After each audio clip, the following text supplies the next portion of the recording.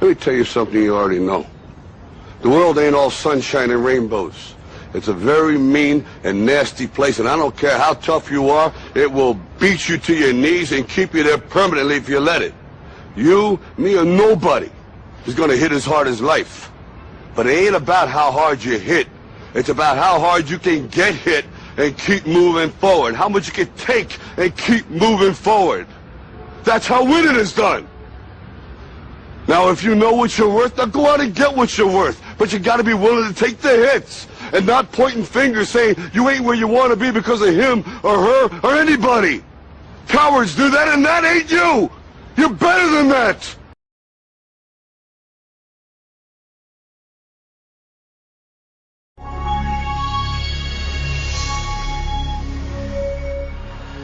So the third new rule of money is, I think the big mistake is, I hear so many people say it's important to save. That's ridiculous. And the reason that's ridiculous is because what happened in 1971 is crucial. In 1971, the U.S. dollar stopped being money. In 1971, the U.S. dollar became a currency. And what that meant is Richard Nixon, in 1971, the president, took us off the gold standard. That's like giving an alcoholic free rein to the bar, or it's like giving somebody who can't control their spending unlimited credit cards. So what's happening is all the savers today are losers. You know, the problem with 1971 is that the federal government keeps printing money, so the value of your money keeps going down. So these people, I'm saving, saving, saving, and if you notice, as the value of the dollar goes down, prices go up. So they call this inflation. You know, you look at in 1997, oil was about, I think, $10 a barrel. 10 years later, it's about 135 a barrel. So they say it's inflation, but really what it is the dollar's value coming down. So savers are getting wiped out today. So just keep saying to yourself and to your kids to save money, that is not the new rule. That's an old rule. So a very big problem for most people is stop using the word save and use the word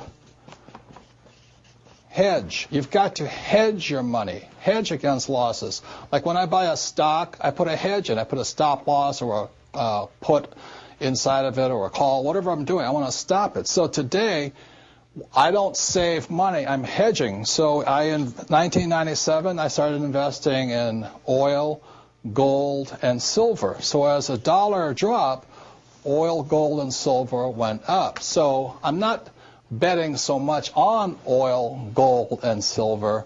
I'm betting against the U.S. dollar.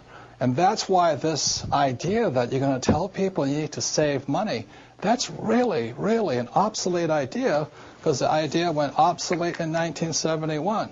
The U.S. dollar in the last few years has lost almost 80% of its purchasing power. And the prediction is, because this has happened throughout history, it happened thousands of years ago with the Romans, with the Greeks, with the Germans, with the English, the Japanese, and the Chinese. Every time they've made money into a currency, something you could print at unlimited, every time that has happened, the currency has gone to its true value, which is zero. So I am afraid as this economic volatility continues, the savers who were operating by the old rules of money are just going to get wiped out because the purchasing power of their dollar is going to go down. So even if the bank's paying you 5 to 10% interest, you can't keep up with the banks printing money. So that's the old rule of money, is saving money, and the new rule is hedge. You've got to be able to see what's coming up as something else is coming down. The last thing I want to point out to you on this idea of saving money is this. One of the biggest misunderstandings in the world today is what they talk about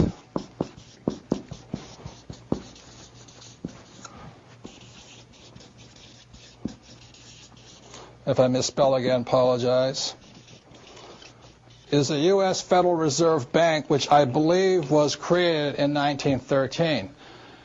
In 1971, the reason 1971 is such an important time was because the U.S. Federal Reserve became the bank to the world. They could print as much money as they wanted. Never in the history of the world has anybody been allowed to print money for the rest of the world. Let me backtrack one more time. I talked about how the Romans did it, the Greeks did it, and all this. Every time people have done this, chaos has broken out, and that's why there's chaos in the world today. So in 1913, when the U.S. Federal Reserve Bank was created, they were basically allowed to print money for the world. Every time that has happened throughout history, a despot has arrived. For example, in 1933, a man named Adolf Hitler rose to power when the Weimar Republic was allowed to print as much money as it wanted to do. And in Russia, when Russia's currency broke down, a man named Lenin rose. When the Chinese economy broke down, Mao Zedong rose. When the Yugoslavian government broke down, Milosevic arose. So we're in that critical point right now, and one of the causes of it was in 1933, this thing called the U.S. Federal Reserve was created. And I think, they've done a pretty good job of making the rich richer. Unfortunately, many of the poor are getting poor. One of the problems of this is you have to understand that, first of all, the U.S. Federal Reserve Bank is not U.S. It is made up of a bunch of international rich guys from all over the world.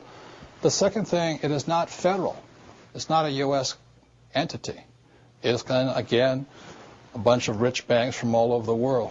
Third, it has no reserves. There is nothing there. And fourth, it's not a bank.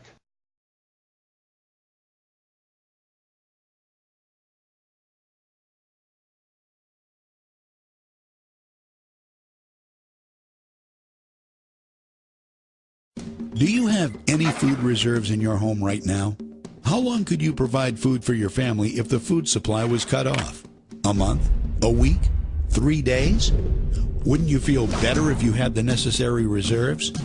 Have you ever noticed that the more advanced we get, the less prepared we are? Many things that defined life only 100 years ago are so convenient today that we don't really think about what would happen if that convenience were gone. Consider how we get our food. We just go down to the grocery store and grab a few things. But what if something happened that interrupted the food supply to the store? How long would it take for the shelves to be wiped out? What would you do? How long could you and your family survive? For all the other important things in our lives, we have a variety of professionals, from mechanics to doctors, to help cover our bases. Why don't we also have a food professional? Food is our greatest dependency, yet most of us find ourselves unprepared for the uncertainties that lie ahead. Why take chances? Why not do something about it? You've already taken the first step. Keep moving forward with this tour, and we can help you put a plan together and even show you how to get your food for free.